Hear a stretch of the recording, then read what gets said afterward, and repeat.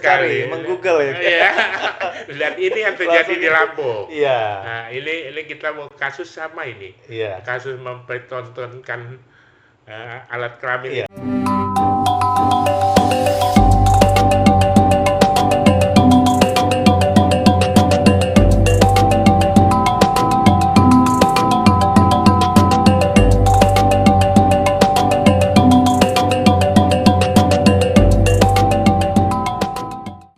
Selamat malam, pemirsa Admi Syarif Institute di mana saja berada. Jumpa lagi dengan Admi Syarif Institute.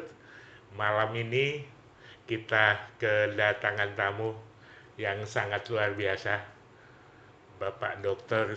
Zainuddin Hasan, SHMH. Selamat malam, Adinda Zainuddin. Selamat malam Kiai. Assalamualaikum tapi pun. Ya pun. Jadi Adinda Zainuddin Hasan ini selain sebagai konsultan hukum yang membuka konsul hukum Zainuddin Hasan dan partner, juga menjadi dosen di Universitas Bandar Lampung. Senang sekali Adinda Zainuddin kita bisa ngobrol malam-malam nih. Alhamdulillah. Topik kita malam ini ingin membahas berbagai kasus penyimpangan sosial lah ya. Penyimpangan sosial yang akhir-akhir ini terjadi khususnya di Bandar Lampung. Oke, kita tahu ya Dinda, ada beberapa hal penyimpangan sosial yang sudah banyak ya terjadi di kita, mulai dari kasus pornografi, apakah itu juga film-film porno dan lain-lain, juga kasus kumpul kebo, bahkan terakhir mungkin kita lihat kemarin tuh ada video yang viral ya, ada mahasiswa dari salah satu kampus di Bandar Lampung yang ciuman di ruang kelas. Dan ini ditangkap oleh CCTV dan jadi viral. Nah ini kita pengen ngobrol. Dan yang terakhir, ini kita juga mendengar kasus yang viral kemarin. Ada seseorang pemuda yang mempertontonkan alat kelaminnya. Nah jadi kira-kira topiknya malam ini mau ngobrol-ngobrol tentang itu. Siap. Oke Dinda, mungkin kita pengen dengar dulu kira-kira dalam pandangan sosial, karena Adinda Zainuddin ini selain juga mengajar hukum, beliau juga mengajar dari sosial budayanya. Dari pandangan sosial, kira-kira perilaku-perilaku apa sih saat ini yang menyimpang, khususnya terkait dengan pornografi dan juga kelainan-kelainan lain. Baik, terima kasih Kiai. Pertama-tama saya ucapkan terima kasih yang sebanyak-banyaknya pada Kiai, khususnya Admi Syarif Institute. Saya pertama kali malam hari ini diundang untuk podcast ya, Admi Syarif Institute, dan mengucapkan kebanggaan yang luar biasa ya, khususnya sebagai orang Lampung. Mudah-mudahan bisa mengedukasi terus masyarakat Lampung ya. Jadi terkait apa yang ditanyakan oleh Kiai Admi Syarif tadi, bahwa bentuk penyimpangan sosial. Kebetulan saya selain mengajar hukum pidana, saya juga mengajar hukum adat, mengajar sosiologi, dan mengajar sosiologi hukum. Jadi kalau dalam sosiologi itu masuk ke dalam ranah penyimpangan sosial, ya. Penyimpangan sosial. Baik itu kohabitisme, eksibisionisme, atau mempertontonkan itu, kumpul kebo, atau melakukan perbuatan-perbuatan yang melanggar baik itu norma, ya, norma agama, norma kesopanan, norma kesusilaan, norma hukum, ataupun melanggar hukum pidana itu sendiri. Karena ada aturan di dalam undang-undang yang secara khusus mengatur tentang apa yang tadi Kiai tanyakan, termasuk undang-undang terkait dengan pornografi. Iya.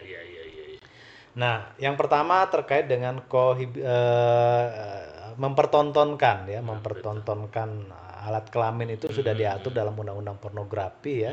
Pasal 36 yang ada ancaman pidananya, Kiai. Nah, itu ada ancaman pidana yang apabila dilakukan oleh orang yang normal ya, bukan orang gila, atau yang harus dibuktikan juga secara kejiwaannya oleh ahli atau dokter dalam hal ini, maka dia bisa mendapatkan hukuman pidana, Kiai. Bahkan sempat viral juga di Indonesia, bukan cuma di Lampung ya. S ya pelakunya itu di Jogja itu menjadi betul. Tersangka bahkan menjadi terpidana. Benar-benar. Saya ingat itu di Jogja International Airport. Iya. Kasusnya nggak boleh kalau kita sebut nggak boleh. Ya. Inisialnya aja. Inisialnya S itu ya. Itu, tapi yang luar biasanya pada kasus S itu seorang perempuan. Ya, seorang perempuan. Ini surprise sekali perempuan sampai tonton kalah. Dalam kasus S itu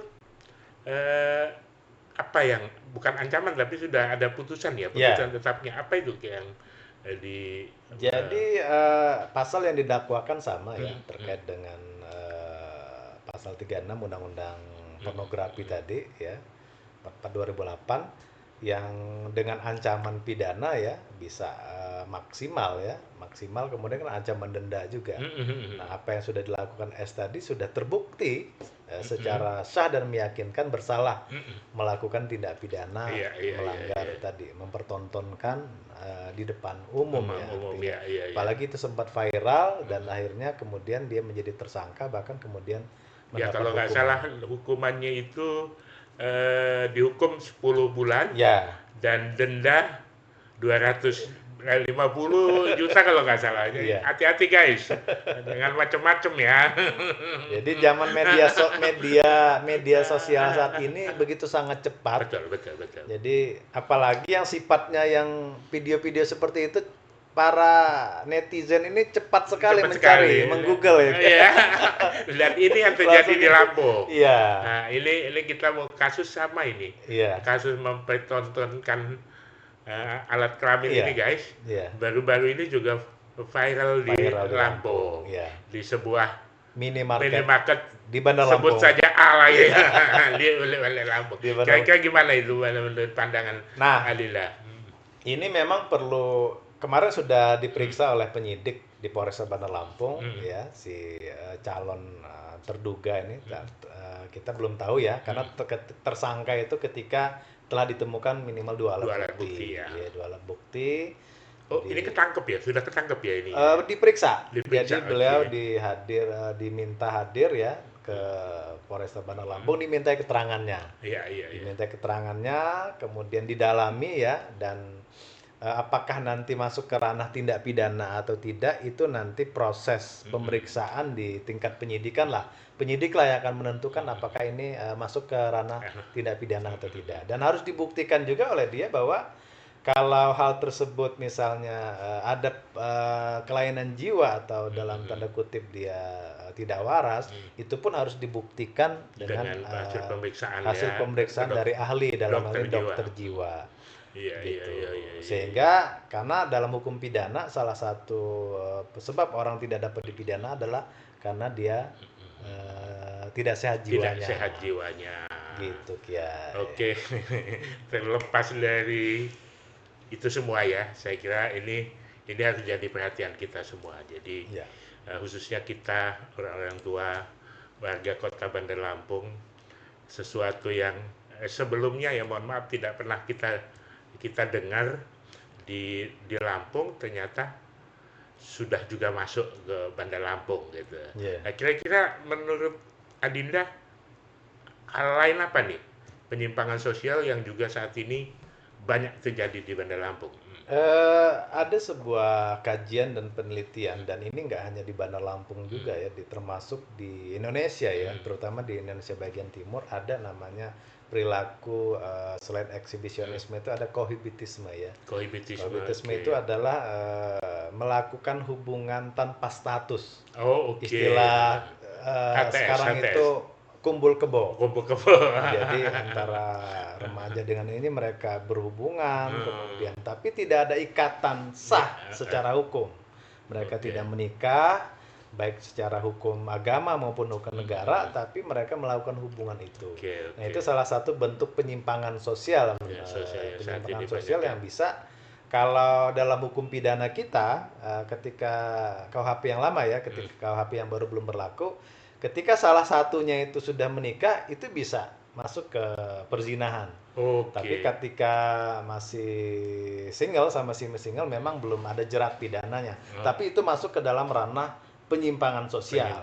Artinya dari sisi ya sosiologi ya di dalam masyarakat itu melanggar, baik itu melanggar norma ya, norma apa saja, ya baik itu norma hukum, norma agama, norma kesopanan, norma kesusilaan, ataupun kita juga menganut di Indonesia ini ada pluralisme hukum ya, artinya apa ada pluralisme hukum itu kita di Indonesia ini secara praktik itu menganut 3 hukum Kiai.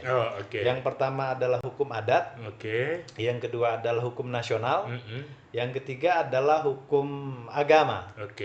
Jadi saya ambil contoh dalam perkawinan. Perkawinan kita itu secara otomatis mengenai 3 hukum. Pertama kita menikah secara agama. Artinya hukum agama kita pakai. Setelah menikah secara agama, negara ingin melegalkan kita dengan namanya hukum negara, dengan tercatat di kantor urusan agama. Tapi kita juga menganut hukum adat. Nah, artinya untuk melengkapi itu semua kita melaksanakan prosesi adat, acara adat. Kalau di Lampung ada begawi, ada cakak sutan, cakak pepadun dan sebagainya, pemberian gelar dan seterusnya. Nah itu untuk lengkap itu pluralisme hukum yang kajian kita. Jadi kita menganut 3 hukum tersebut. Artinya kita dari sisi agama kita, hukum agama kita anut sebagai mayoritas kita Muslim, dan agama lain pun seperti itu. Kemudian dari hukum negara, legalitasnya kita perlu karena harus diakui. Untuk anak dan keturunannya nanti untuk mendapatkan hak-haknya harus kita laksanakan. Dan yang ketiga adalah hukum adat, yang sampai saat ini di seluruh Indonesia hukum adat itu masih dipakai dan berlaku. Dalam beberapa kasus itu menjadi pertimbangan pengambilan keputusan yang luar biasa ya. Betul sekali. Dan salah satunya di dalam Undang-Undang Pokok Agraria itu mengatur bahwa termasuk hukum tanah ya dalamnya, dan hukum adat yang lainnya, sumber hukum nasional itu adalah hukum adat. Betul. Jadi saat ini viral itu masalah kasus tanah ulayat ya. Di dalam Undang-Undang Pokok Agraria itu mengatur tentang hak ulayat masyarakat adat. Iya. Mungkin berikutnya kita ada sesi khusus. Kita harus bahas satu-satu ini. Luar biasa, ini banyak betul ini. Dan kebetulan Adinda Zainuddin ini S3-nya memang membahas juga hukum dalam konteks masyarakat adat Lampung. Penyelesaian perkara pidana melalui hukum adat Lampung. Oke, Dinda, kita minum dulu. Ini ada biasa kopi Nuwono kopi dari Nuwono Tasya. Ini gimana rasanya? Yang pastinya silakan, gimana Dinda? Mantap Dan sekali. ini juga ada sedikit nangka. Ya, walaupun sisa sedikit, tapi ini apa, Kiai? menaso. Melaso. Ini hasil dari kebun kita sendiri, walaupun sedikit. Judulnya mantap. Sedikit tapi terasa. Oke, guys, terima kasih. Malam ini kita sudah berbincang dengan Dr. Zainuddin Hasan. Mudah-mudahan edukasi kita malam ini bisa memberikan pencerahan kepada seluruh masyarakat kita, baik yang ada di Provinsi Lampung maupun yang ada di Indonesia. Oke, sampai jumpa lagi, guys. Assalamualaikum warahmatullahi wabarakatuh. Waalaikumsalam warahmatullahi wabarakatuh. Oke, selamat malam. Alhamdulillah malam ini Administrative Institute bisa bekerja sama dengan kantor penasihat hukum Zainuddin Hasan dan partner untuk sama-sama kita mengadvokasi kebaikan di bumi Lampung. Terima kasih Adinda Zainuddin. Terima kasih banyak. Mudah-mudahan sukses selalu untuk Lampung yang lebih baik. Berkah selalu.